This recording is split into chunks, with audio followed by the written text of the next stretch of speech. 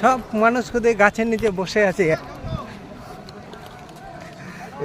এ তো চাহিদা যে দেখার জন্য লোকগুলো খালি দেখুন।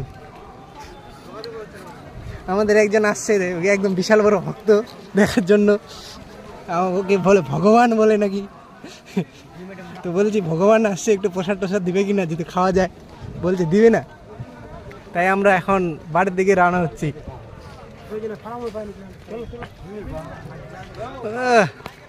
জায়গাটা অতি সুন্দর, এখানে বসে বসে আড্ডা দিতে ভালো লাগবে। না কুলের গাছ দেখা হলো, কুল তো নাই গাছের মধ্যে। খাও খাও বললা খাও, থাকতো যদি খাওয়া যেত একটু কুল। এই যে আমরা যাচ্ছি রৌদ্রুর মধ্যে।